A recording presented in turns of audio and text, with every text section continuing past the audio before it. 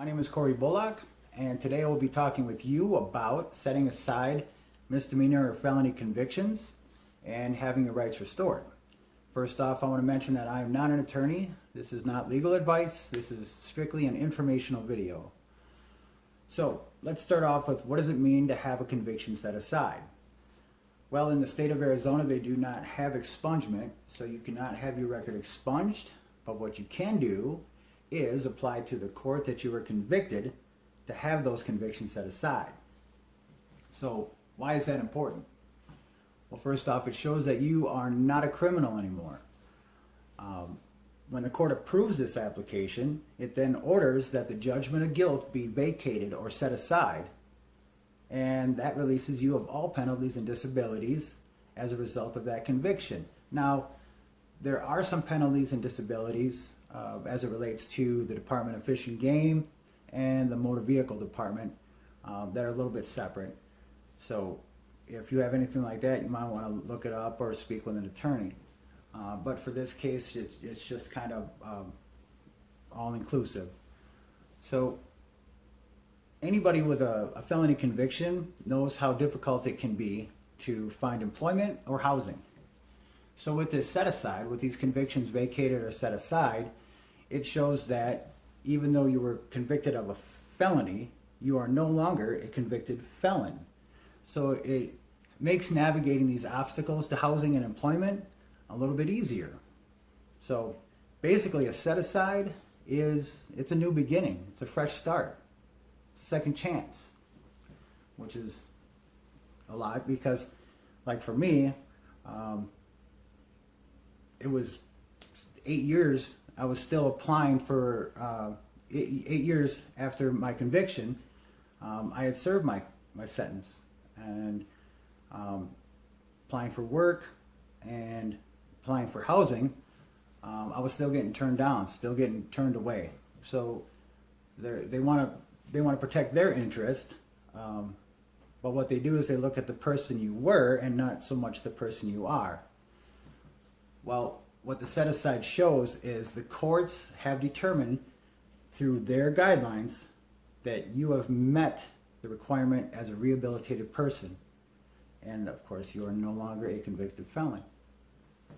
Now, what about restoration of civil rights? So anybody with one felony conviction, as soon as you meet your final discharge, you satisfy all the requirements of court, you're done with probation, you've paid your fines, any restitution, your rights are automatically restored, except for the right to carry a firearm.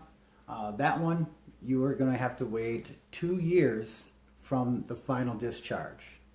And that's the same with anybody with multiple felonies. So if you're convicted of more than one felony, as long as you are 2 years from your final discharge, and you paid your fines, paid your restitution, and here's a big one, you have not committed another crime since your conviction that you're trying to get set aside, you qualify to have your rights restored and to have your conviction set aside.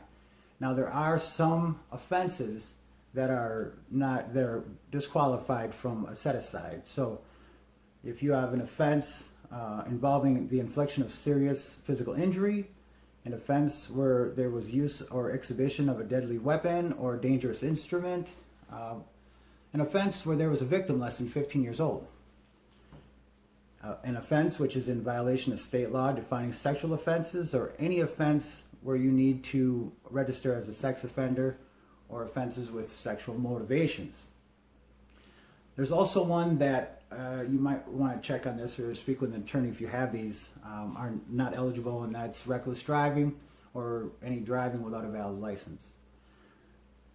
So if you're looking to get your gun rights restored, that's also 2 years, like in with one felony, but there are some exclusions from that. Now, if you are convicted of an offense that's considered by Arizona law a dangerous offense, that's automatically disqualified. Those offenses will never be eligible to have your gun rights restored. Any serious offense, you're looking at 10 years. So that you would know by your conviction, by your, any paperwork, or that you could even speak with an attorney. Now, how do you do this? What's the process of applying to the courts? So as long as you are 2 years from your final discharge, if you were in prison, you'll need to apply for what's called a absolute discharge. On our website that you're on, there's a link page where you can go on and click on and download the application that you'll need to fill out and send to the Department of Corrections. They will then send you back a certificate of absolute discharge. Now with that, you will send that in with the application. So the application is also on that link page, so you can click on that and download that. Now when you're filling that out, what you'll do is any case number, any charges under a case number will each have to have their own application. So if you have 4 charges, 2 case numbers, you will have an application for each case number with the charges that you're looking to get, you're looking to have set aside. Once you have all this paperwork together, you will then make 3 copies of each. So you'll have 3 different piles of these 1 or 2 documents. You will also need to have a self-addressed stamped envelope and a stamped envelope addressed to the county attorney. And then you'll take all this paperwork, right, those forms in triplicate, the 2 stamped envelope, one addressed to you, one addressed to the county attorney, and you would put all those into a big envelope and mail that to the Superior Clerk of Court. Then what they'll do is they will, when they receive it, the clerk will stamp all 3 copies, send one back to you in that envelope you provided, send one up to the courts, and send 1 copy to the attorney in the envelope that you provided. Now the next thing you'll see is going to be a letter from the Yavapai Adult Probation. And what that'll contain is their investigation. They want to make sure that you haven't committed any offenses, new offenses, since the conviction that you're trying to get set aside. And they want to make sure that you have paid all your fines and restitution. And they also want to show that you have met the requirement for absolute discharge. So 2 years from 2 years from your final discharge, from your requirements of your sentencing. The next thing you'll see after that is going to be a letter from the courts, either granting your set aside, granting the restoration of rights, and it'll say you're going to be approved to have the right to vote, the right to hold office, any of the civil rights, even the right for certain licensing, realtor licensing, and other licensing for different professions. It can also say that it's been denied, which then you might want to talk to an attorney, because there is another step that you can take to appeal that decision. Or they will say this has been scheduled for a hearing. Now in that hearing, what you'll want to do is you want to, this is a chance to advocate for yourself. So you want to have reference letters. That's good to have. Any classes or certifications that you have gotten since then, you want to have all this information. This is a chance to show the courts the person you are versus the person that was convicted.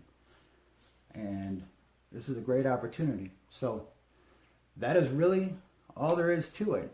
Now on that link page, there is a packet that has step-by-step instructions on how to apply for the set aside in your rights in the county of Yavapai.